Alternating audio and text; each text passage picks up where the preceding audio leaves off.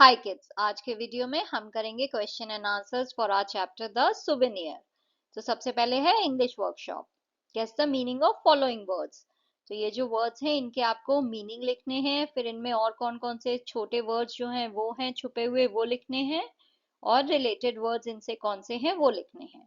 तो हमारा पहला वर्ड है एक्सॉर्बिटेंटली। एक्सॉर्बिटेंटली का मतलब होता है कोई चीज जो है वो बहुत ज्यादा कीमत में ज्यादा हो, बहुत महंगी हो, तो वो हो जाता है exorbitantly। तो इसमें और कौन कौन से शब्द जो है छुपे हुए हैं, इसमें एक तो ऑर्बिट है, एक बिट है, एक एंट है। और रिलेटेड वर्ड क्या है? exorbitant, यानी कोई चीज जो है वो बहुत ज्यादा हो। प्रिकॉशंस का मतलब होता है आप कोई ऐसी चीजें जो है वो पहले से करने लग जाओ जिससे जो है कोई नुकसान ना हो। तो नुकसान से बचने के लिए आप जो जो चीजें करते हो, जो जो सावधानियां अपनाते हो, उसे प्रिकॉशंस कहते हैं। इसमें smaller word and related word है कॉशन। अनऑथराइज्ड का मतलब होता है किसी चीज को करने की अगर आपके पास परमिशन या अप्रूवल नहीं है तो उसे अनऑथराइज्ड कहते हैं। इसमें स्मॉलर वर्ड्स हैं author and rise, and related words हैं authorise and authorised. Next word है रिपीटेडली। रिपीटेडली का मतलब होता है कोई चीज बार बार करना।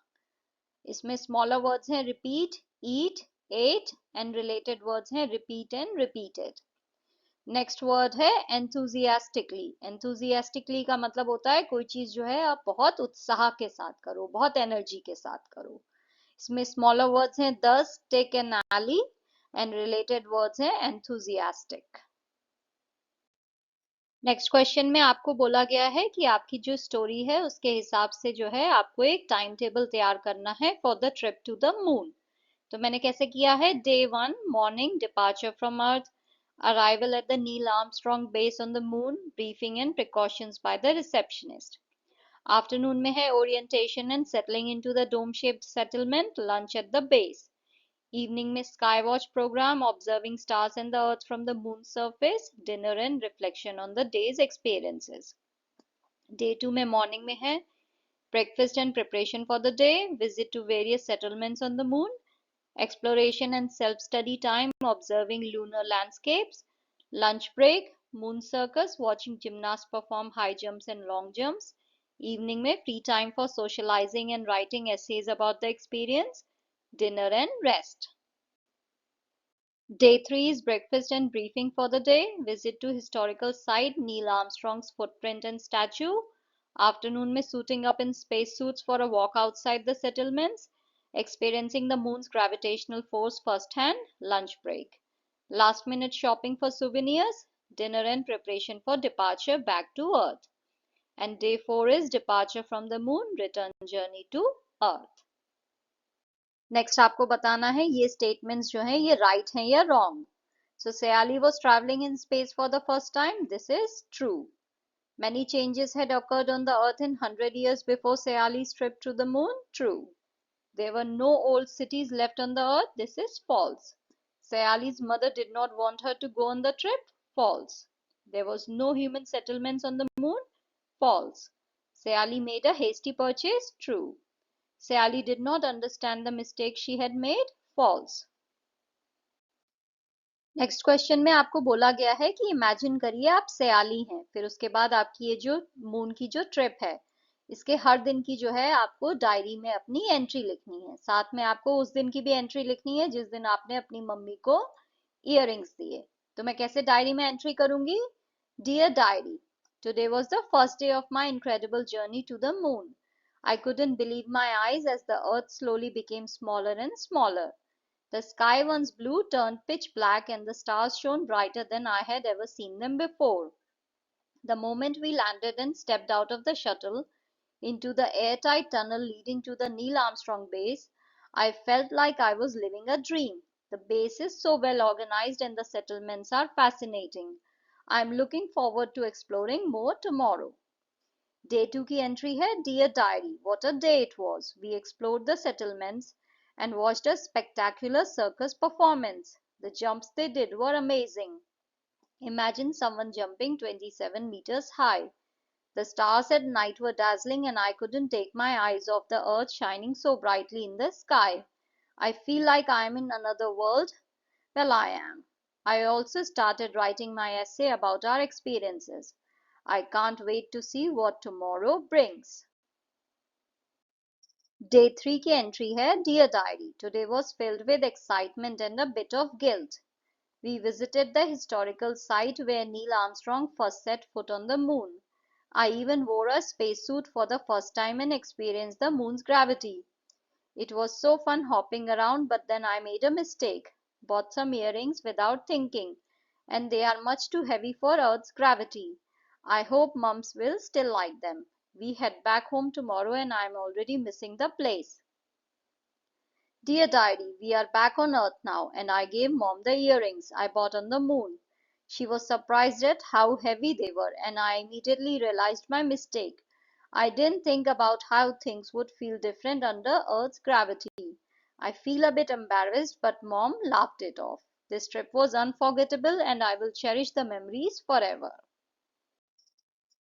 नेक्स्ट आपको बोला गया है in the story human settlements are mentioned but not cities और villages why is it so it is because the moon's environment is harsh and requires specially designed compact and self-contained units to support human life, unlike the more organic and spread out growth of cities or villages on earth.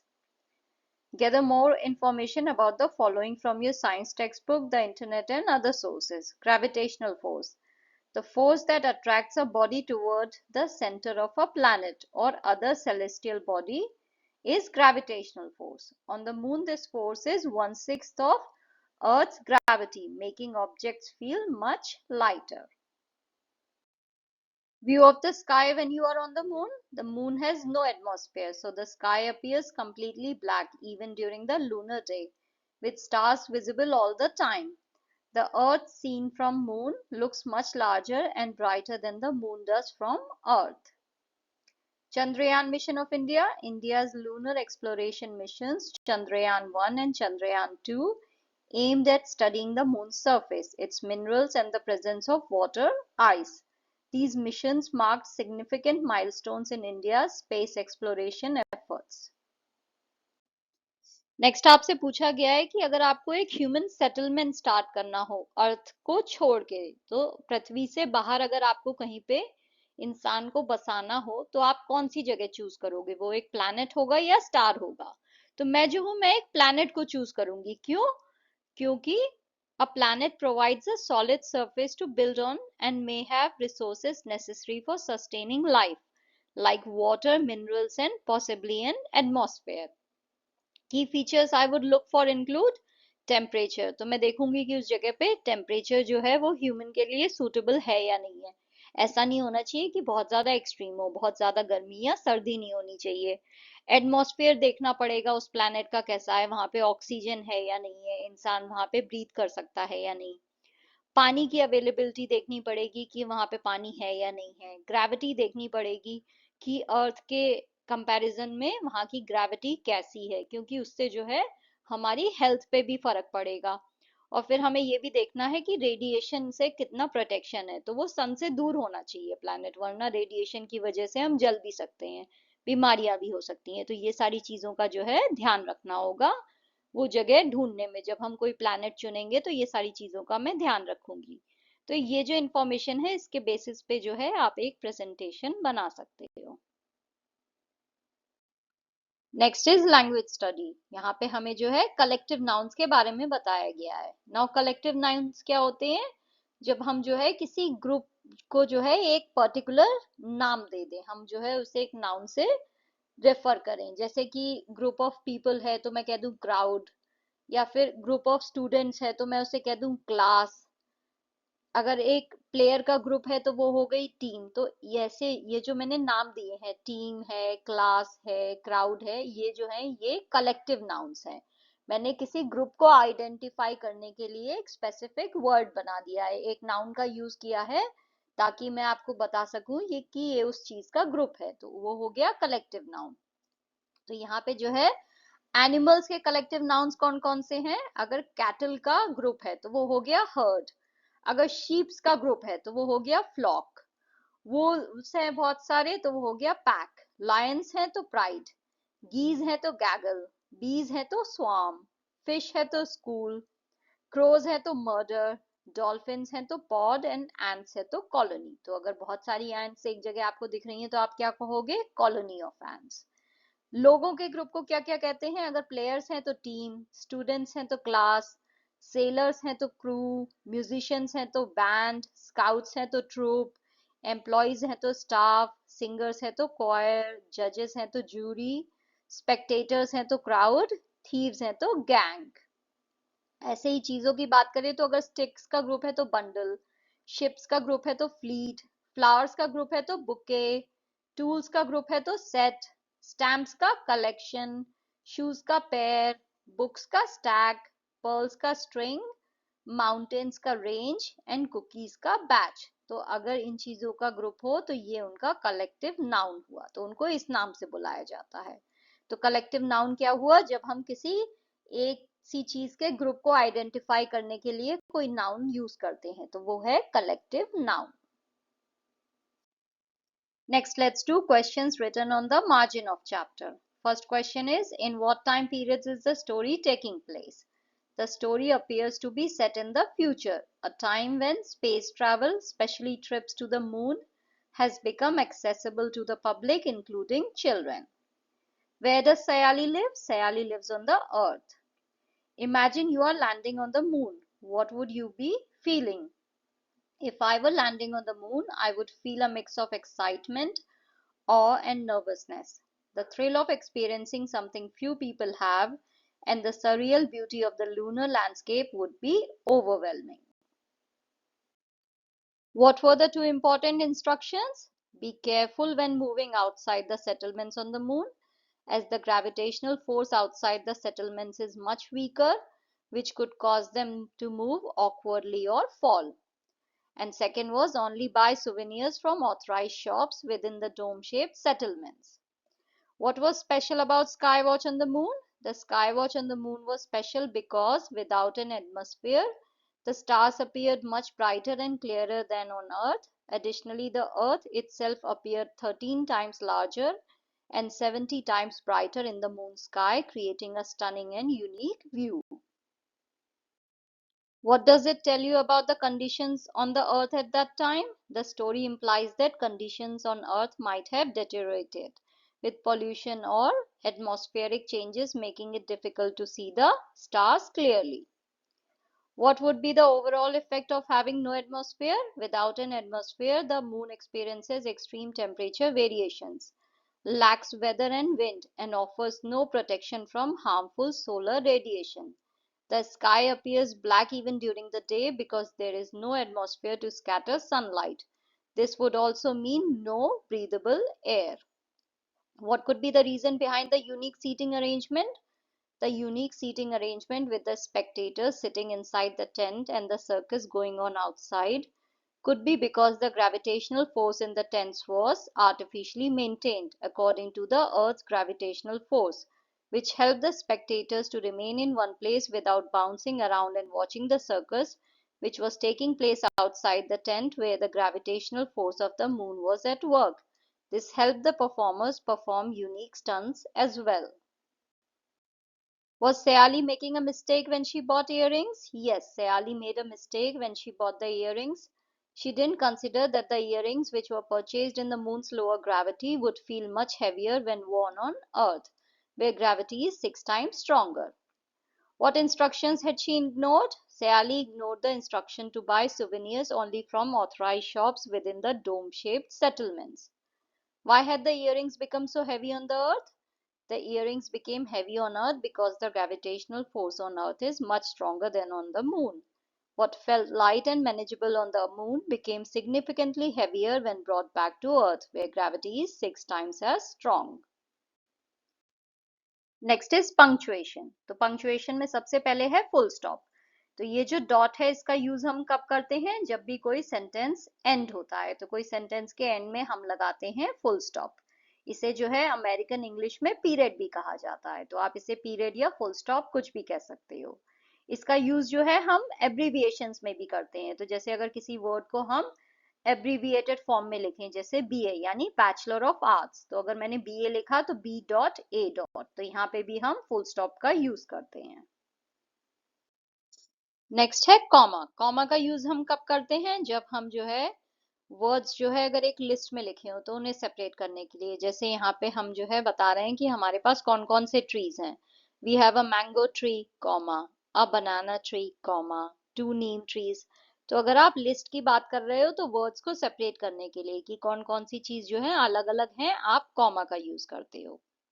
इसके अलावा sentence में phrases and clauses को अलग करने के लिए भी आप जो हो कॉमा का यूज करते हो। जैसे एक्चुअली, एक्चुअली जो है ये एक फ्रेज हुआ तो आपने यहाँ पे कॉमा लगा दिया, फिर ये आपका क्लॉज आ गया, फिर कॉमा लगा दिया, दूसरा क्लॉज आ गया एंड फुल स्टॉप। तो ऐसे जो है आप फ्रेजेस और क्लॉजेस को अलग करने के लिए भी जो है कॉमे का यूज करते हो। नेक्स्ट कॉमा का यूज होता है जब हम डायरेक्ट स्पीच में बात कर रहे हैं। तो यहाँ पे जैसे ये है, the teacher said please pay attention, inverted commas में है और यहाँ पे कॉमा आया है, द टीचर सेड। तो ऐसे जो है आप कॉमा का यूज करते हो। या फिर यहाँ पे है शी सेड, तो सेड के बाद हमेशा कॉमा आएगा। This is interesting. नेक्स्ट आप कॉमा का यूज करते हो जब जो है आप किसी को एड्रेस कर रहे हो। जैसे आप बोलो teacher can I go to bathroom, तो टीचर के बाद जो है कॉमा आएगा, फिर कैन आई गो टू आएगा। अगर आप अपनी मम्मी को कुछ कह रहे हो, mummy can I go to play with friends, तो मम्मी के बाद कॉमा आएगा। तो किसी को एड्रेस कर रहे हैं तो एड्रेस करते हुए उनके नाम के बाद, उनको जैसे एड्रेस कर रहे हैं उसके जस्ट बाद कॉमा आएगा। तो कॉमा का यूज हम लिस्ट को जो है सेपरेट करने में करते हैं, फ्रेजेस और क्लॉजेस को सेपरेट करने में करते हैं, जब हम डायरेक्ट स्पीच में बात करते हैं तब करते हैं, और जब किसी को एड्रेस करते हैं तब करते हैं। नेक्स्ट है क्वेश्चन मार्क। क्वेश्चन मार्क का यूज कब होता है, जब भी हम कोई क्वेश्चन पूछते हैं। How are you question mark, can you hold my bicycle for a moment please question mark. तो ये जो है क्वेश्चन मार्क का यूज होता है जब कोई क्वेश्चन पूछा जाता है। एक्सक्लेमेशन मार्क का यूज होता है जब हम जो है कोई बहुत ही अच्छी चीज डिस्क्राइब कर रहे हैं, बहुत खुशी की बात कह रहे हैं, बहुत दुख की बात कह रहे हैं, तो हम एक्सक्लेमेशन मार्क का यूज करते हैं। नेक्स्ट है hyphen and dash. Now hyphen जो है वो डैश से थोड़ा सा छोटा होता है, डैश जो है थोड़ा बड़ा होता है। हाइफन का यूज हम तब करते हैं जब हम कंपाउंड वर्ड्स लिखते हैं। कंपाउंड वर्ड्स क्या हुए, जब हम दो अलग अलग वर्ड्स को जोड़ के एक वर्ड बना दें। जैसे डबल क्लिक, ये दोनों अलग अलग वर्ड हैं, राइट। इन्हें जोड़ के एक वर्ड बनाया है तो ये कंपाउंड वर्ड है, तो यहाँ पे छोटा सा हाइफन लग गया। एंटी टेररिज्म, तो यहाँ पे छोटा सा हाइफन लग गया। तो कंपाउंड वर्ड्स में हम हाइफन का यूज करते हैं। डैश का यूज हम तब करते हैं जब हम सेंटेंस के जो है अलग अलग पार्ट्स आपको बता रहे हैं। जैसे कि मैं कह रही हूँ there are 3 types of pollution, 3 type के पोल्यूशन होते हैं, 10 टाइप के पेड़ होते हैं, 4 टाइप के मैंगो होते हैं। फिर उसके बाद जो है मेरी लिस्ट आ जाएगी, राइट। तो मैंने यहाँ पे डैश लगाया, air pollution comma, water pollution comma. अगर जो है आप और बढ़ाते जा रहे हो तो कॉमा आता जाएगा, एंड अगर आप एंड लगा रहे हो तो कॉमा बंद हो जाएगा, राइट। तो अगर आप जो है चीजों को लिस्ट में बता रहे हो और उन्हें अलग अलग दिखाना है तो आप वहां पे कॉमा लगाते हो, करेक्ट। ये हमने अभी देखा था। डैश का हम प्रयोग कर रहे हैं जब हम सेंटेंस के अलग अलग पार्ट्स को दिखा रहे हैं। तो ये जो है डैश एंड हाइफन है। Thank you for watching. If you liked the video, please like, share and subscribe the channel. Thank you.